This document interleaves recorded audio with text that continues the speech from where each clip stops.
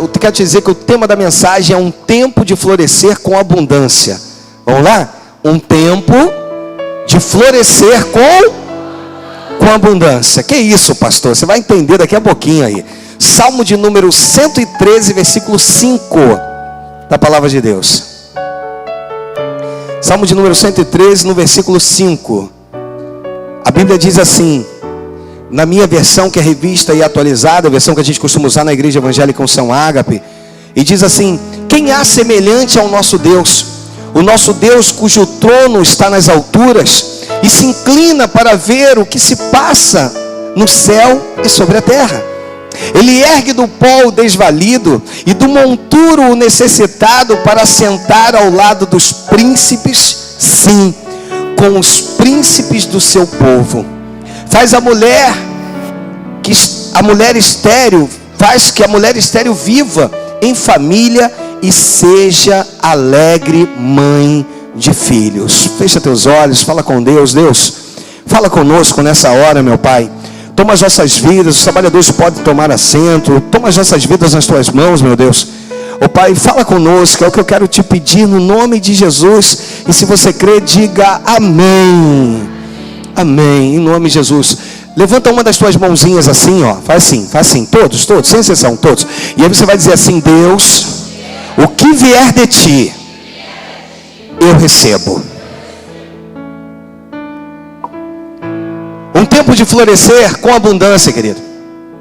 A Bíblia fala que Jesus para de frente para uma figueira, procurando nela figo, e não encontra. Mas a Bíblia diz que aquela figueira era uma figueira muito bonita, cheia de folhas. Jesus olha para aquela figueira, caminha, e o texto diz que ele procura por fruto e não tem fruto. Mas o texto também vai dizer, se bem que não era tempo de figos. Que isso, pastor? Como Jesus queria figo de uma figueira se não era tempo dela dar figos? Aquele período era mais ou menos na época de março. A figueira dá os seus frutos, né, no tempo de julho e de setembro. E era em março, pastor. Mas Jesus, como Criador, junto com o Pai, sabia que a figueira ela tem o poder de produzir aquilo que nós chamamos de figo temporão. É um figo, um fruto que nasce fora do seu tempo. E que ao nascer fora do seu tempo, ele é menor, ele nasce entre o galho e a folha. Ele é menor, contudo mais saboroso que o outro figo. Que isso, pastor? E aí Jesus, quando chega diante daquela figueira, é como se ele dissesse assim: eu sei, figueira, que você é capaz de dar fruto. Eu quero que você vire para a pessoa do teu lado, porque o Senhor por várias vezes nos compara como árvore. É o salmista no Salmo 1, ele diz assim: tu és como árvore plantada junto à corrente das águas, e que no devido tempo dá o seu fruto, cuja sua folhagem não murcha, e tudo quanto ele faz será bem sucedido. Eu quero que tu vire para o amado ou para a amada do teu lado e diz assim: Deus está procurando em ti muito mais do que folhas. Deus está procurando em ti muito mais do que aparência, querido. Eu quero dizer para você que é bonitão você olhar para uma árvore cheia de folhas, mas uma árvore que não tem fruto, ela não tem abundância. O Senhor hoje vira para mim e diz assim: chegou um tempo na tua vida e tu ainda não entendeu.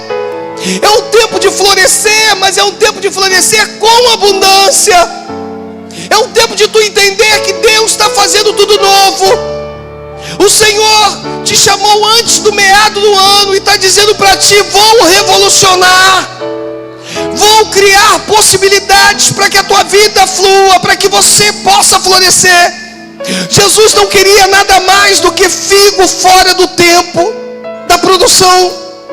Ou seja, Deus olha para você e diz: você tem condições de produzir figo temporão. Você tem condições de produzir frutos fora do tempo. Você tem condições de fazer tudo diferente. Eu quero começar, querido, a mexer com o teu interior. E o Senhor hoje, Ele vira para você e diz assim: se tu andava cabisbaixo, achando que era o fim, Deus hoje vira para ti e diz o seguinte: ei, eu nem comecei a fazer ainda. Eu nem comecei a fazer ainda. Tu não sabe como vou te usar nessa terra. Tu não tem noção como vou te abençoar. abençoar nesse lugar.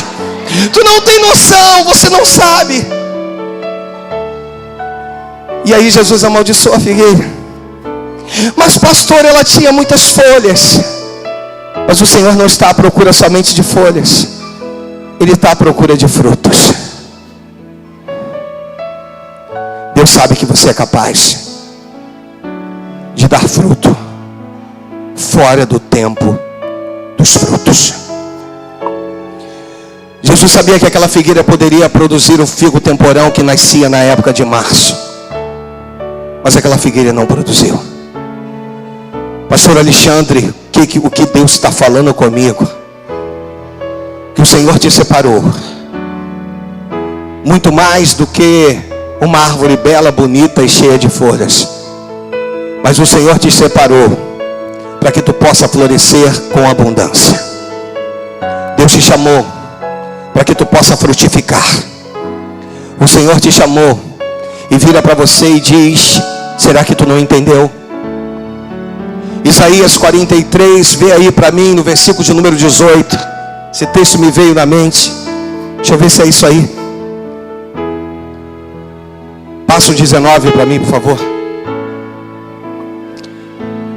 E o 19 vai dizer assim: eis que faço uma coisa nova agora, que está saindo à luz. Porventura não percebeis? Eis que porei um caminho no deserto e rios no ermo. Na minha versão de Bíblia vai dizer o seguinte: eis que faço coisa nova que está saindo à luz. Porventura não percebeis? Colocarei um caminho no deserto e rios no ermo. O Senhor quer virar para vigário geral e dizer: eis que faço coisa nova que está saindo à luz. Será que vocês não entenderam? Eu vou repetir, porque se tu entendeu, você vai glorificar a Deus mais forte do que você glorificou. Eis que faço coisa nova que está saindo à luz. Porventura não percebeis? Colocarei um caminho no deserto. Que é isso, pastor Alexandre? Um caminho no deserto, queridão, é Deus mostrando para mim e para você que ainda que tu esteja no deserto, Deus vai colocar um caminho de saída, uma válvula de escape. E ainda assim Deus vira e diz assim: rios no ermo. Que isso? É o Senhor dizendo, mesmo no meio desse deserto, eu vou refrescar a tua vida. O refrigério do Espírito está nesse lugar. Deus vira para mim e para ti e diz: é tempo de florescer com abundância. É tempo de tu entender que não é do jeito que tu quer, é do jeito que Deus quer para a tua vida. É tempo de você compreender que o Deus do sobrenatural, o teu papai do céu, é Ele quem hoje vira para você e diz: ei, um novo tempo chegou. Chegou um tempo de florescer, mas chegou um tempo de florescer com abundância. Então, em nome de Jesus, querido, durante muito tempo do Evangelho, na minha vida, eu desconhecia isso. E todas as vezes que o pastor ministrava algo para a minha vida e para a vida das ovelhas, eu não conseguia compreender. E Deus muitas das vezes usava o pastor para dizer: olha, eu vejo uma árvore frutífera muito bonita. E Deus hoje manda tu esticar a tua mão para o alto e dizer: olha, pode consumir desses frutos, porque Deus preparou para esse lugar. Eu quero dizer para você que Deus preparou uma árvore frutífera para mim e para ti, aqui nesse lugar. É algo espiritual demais. E eu quero dizer para você aí, numa atitude de fé, pode levantar uma das suas mãos, fechar os teus olhos e pode tocar no fruto aí. Pode tocar nesse fruto, pode pegá-lo. Em nome de Jesus, pode consumi-lo. Um novo tempo chegou para esse lugar. Um tempo de florescer com abundância. O Espírito Santo de Deus, ele vira, chegou. E tu precisa viver isso com intensidade. Tu precisa viver isso do fundo da tua alma. Tu precisa viver isso com toda a tua força. Tu precisa entender que Deus é Deus na tua vida.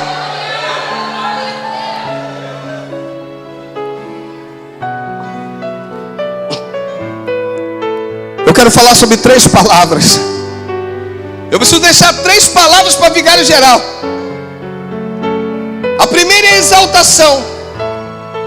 A segunda é restauração. E a terceira palavra é restituição.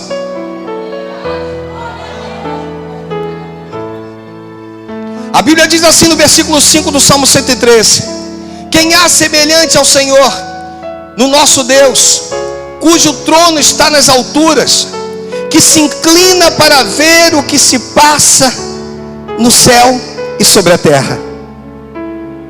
Eu quero dizer para você que hoje é noite de exaltação nesse lugar.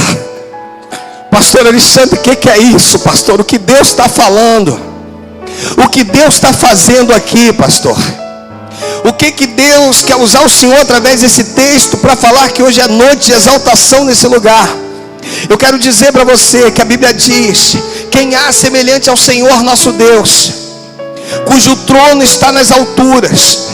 E o versículo 6, que se inclina para ver o que se passa no céu e sobre a terra. Que é isso, pastor? É quando eu posso te dizer que através desse texto, e aí há uma narrativa, e a narrativa é de Estevão, na hora que estava sendo apedrejado. A Bíblia diz que ele contempla o céu aberto, ele contempla o trono de Deus. Está lá em Atos dos Apóstolos. Ele contempla o trono, mas ele contempla a destra, que o trono estava vazio, e a destra está Jesus Cristo. E ele contempla naquela hora Jesus inclinado para ele. Eu quero te dizer, sem demagogia, do fundo da minha alma, porque não fui chamado para pregador, fui chamado para pastorear. Eu quero te dizer que tu precisa tomar posse, que no momento mais difícil que tu possa ter vivido ou está vivendo, Deus hoje manda te dizer que o Senhor do alto e sublime trono está inclinado para você. Que um tempo de exaltação está chegando. Toca na pessoa do teu lado e diz assim: um tempo de exaltação está chegando na tua vida. O Senhor manda te dizer que mesmo no alto e sublime trono Ele se importa contigo. Toca na pessoa do teu lado e diz assim: Deus se importa com você. Haja o que houver, querido, passe o que passar, Deus se importa contigo. Pastor, eu tenho chorado. Eu quero te dizer que em um dos menores versículos bíblicos, lá em João 11:35, diz que Jesus chorou. Ele sabe o teu choro, Ele sabe a dor da tua lágrima, Ele sabe o que se passa com você. A Bíblia diz em Atos, ou melhor em Lucas, a Bíblia diz que Jesus vira para os 12 e diz assim: ó, se vós quiseres me abandonar, a Bíblia fala sobre uma palavra chamada decepção. Jesus se decepciona. Se vós quiseres partir, essa é a hora, vai embora. Se vocês quiserem ir, vai embora. Mas de repente se levanta um homem cheio do Espírito Santo, chamado Simão Pedro, e diz: Senhor, para quem iremos, se só Tu tens a palavra da vida eterna? Eu quero falar contigo, queridão. Eu quero dizer para você que Deus está te olhando do alto. Um tempo de exaltação está chegando sobre este lugar. Deus vai fazer mais do que tu pensa, mais do que tu imagina, mais do que tu idealizou. Deus promete fazer com que você possa estar sendo assistido agora. Querido, quando eu sinto Deus olhando para mim, é como se eu dissesse: Senhor, mesmo tão pequenininho, tão insignificante, significa dizer: meu Deus, que Tu está inclinado para mim.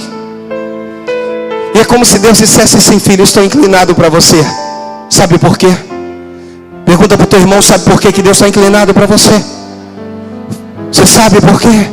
E aí tu vai responder: porque Deus tem sondado o teu interior, Deus tem sondado o teu coração, e Deus manda te dizer: tenho eu me agradado de ti.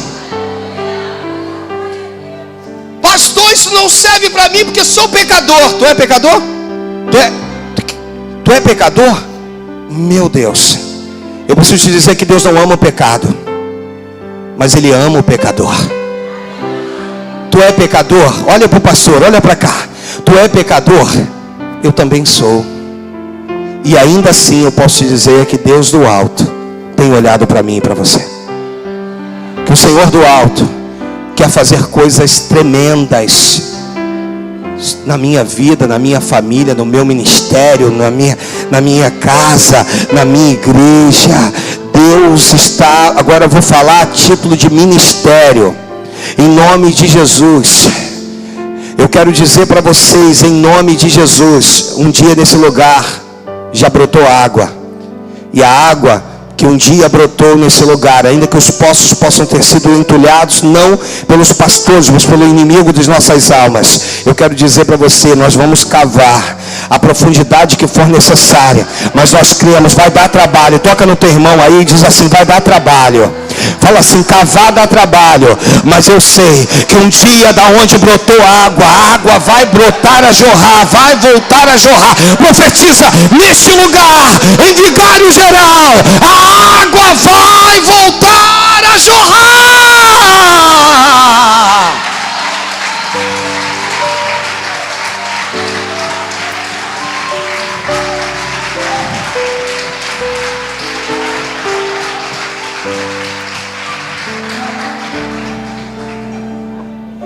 Eu vou para a segunda palavra, chamada restauração.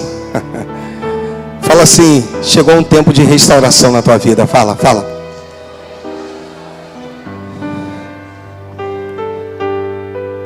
Chegou, pastor, chegou. A Bíblia diz assim no versículo 6, que se inclina para ver o que se passa no céu e sobre a terra. Ele ergue, o versículo 7, olha que coisa linda. Ele ergue do pó o desvalido e do monturo necessitado, para o assentar ao lado dos príncipes, sim, com os príncipes do seu povo. O Senhor não está falando aqui simplesmente num texto e mostrar para você de uma Jerusalém celestial, não, irmãos.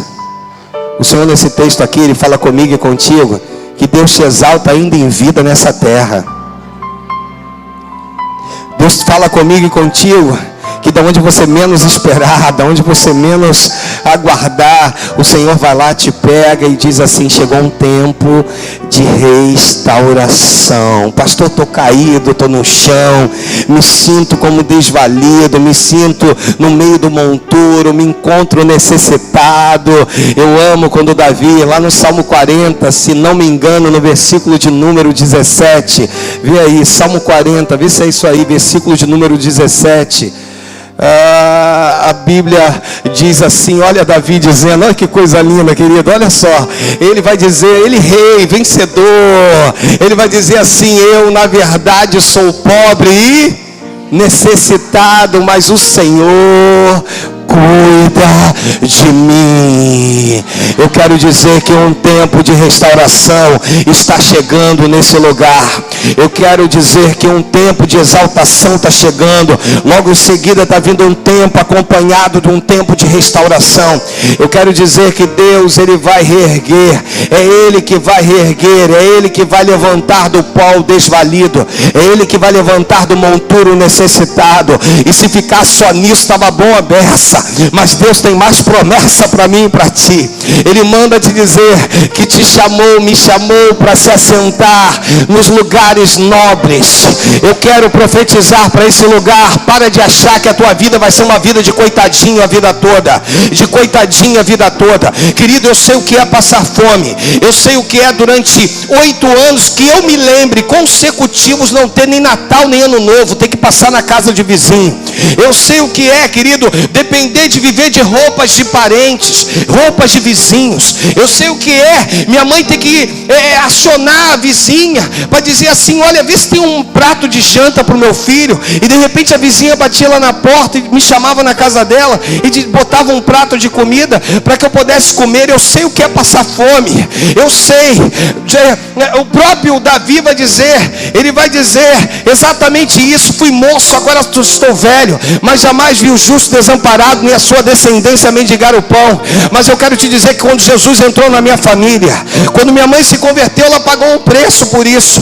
E eu quero dizer para você que hoje nós colhemos, não é como pastor não, querido, porque como pastor eu só sou consequência de um fruto plantado lá atrás. Mas antes de ser pastor, aos meus 18 anos, eu já ganhava 5 salários mínimos na época.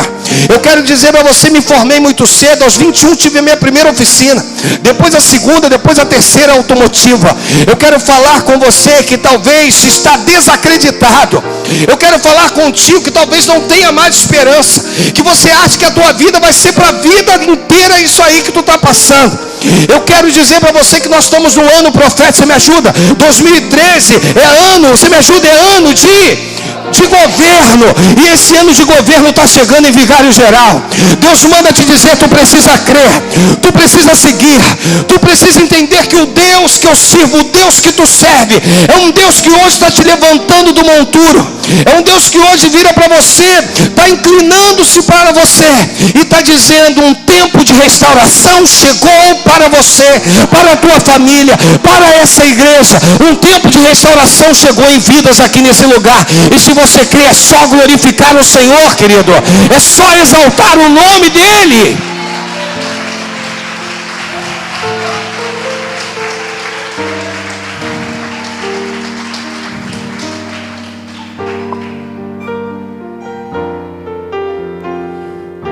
E a última palavra, restituição. Exaltação, restauração e restituição.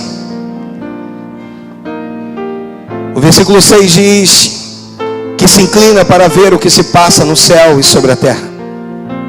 Ele ergue do pó o desvalido e do monturo necessitado, para o assentar ao lado dos príncipes, pastor Fábio. Sim, com príncipes do seu povo. E o versículo 9: faz que a mulher estéril viva em família e seja alegre mãe de filhos. O Senhor manda dizer e manda falar sobre restituição. Que isso, pastor? Faz que a mulher estéril viva em família e seja alegre mãe de filhos. Meu Deus. O Senhor fala aqui duas coisas. A primeira é em dizer para você, e aí eu vou deixar a tua linha de raciocínio.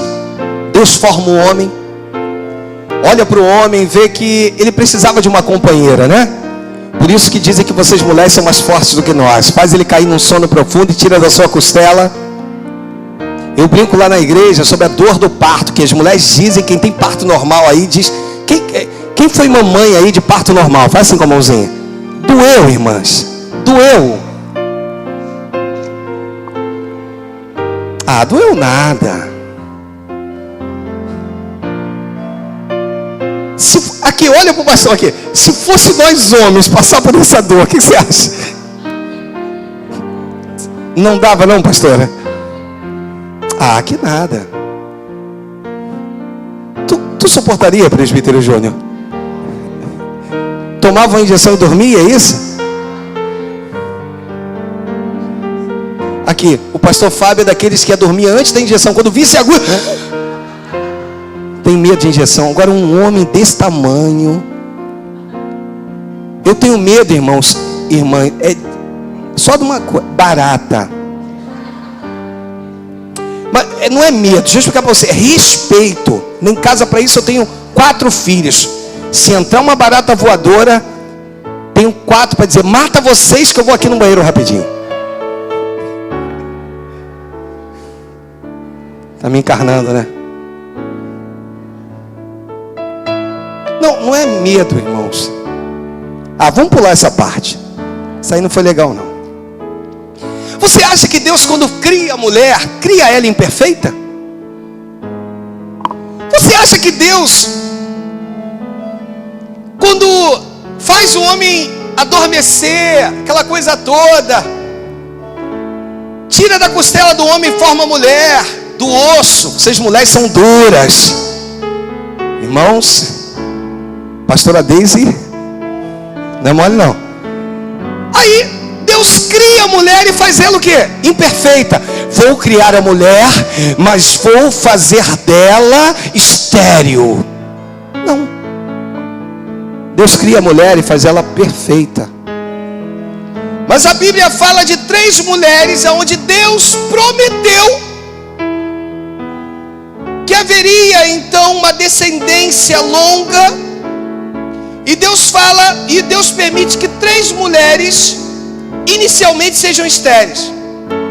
A primeira, Sara, não podia ter filhos. E aí, quando tem filho, o filho então gera um filho, o filho então é Isaac. E aí Isaac também casa-se com uma mulher chamada, você conhece o texto, chamada Rebeca. E aí a Bíblia diz que Rebeca também era estéril. Que é isso, pastor? E que possui filhos também. E que então Israel, e aí vou falar de Jacó, para a gente não seguir aí a história de Esaú, e que Jacó amava Raquel, que também era estéril. Que é isso, pastor? O que Deus está falando comigo? O que Deus está falando comigo e contigo é que chegou um tempo nesse lugar de restituição. Valores que foram perdidos, Deus vai estar restaurando. Aquilo que um dia aconteceu vai voltar a acontecer. Aquilo que um dia foi motivo de glorificação vai voltar a ser. Aquilo que um dia aconteceu nesse lugar vai voltar. Sabe, querido, todas as vezes que eu olho para aquelas cadeiras amontoadas lá atrás, eu digo para Deus: Senhor, não foi para isso. Olha lá para trás, por favor. Olha lá para trás, porque nós vamos ver todas aquelas cadeiras ocupadas pelo poder que é no nome de Jesus. Um tempo de restituição chegou nesse lugar. Eu quero dizer que se aqui nesse lugar as cadeiras já chegaram lá atrás, ela vai voltar a chegar, para que o nome do nosso Deus seja glorificado no nome de Jesus. Eu acredito que você crê nisso. Então o Senhor fala com você que achou que não tem mais jeito, não tem mais solução. Eu quero que tu toque no teu irmão e diz: espera só mais um pouquinho e tu vai ver o que Deus vai fazer na tua vida. Aguarda só mais um pouquinho e tu vai ver o que Deus vai fazer no teu ministério. Espera só mais um pouquinho, porque tu vai ver o que Deus vai fazer nessa igreja, para que o nome dele seja glorificado em nome de Jesus.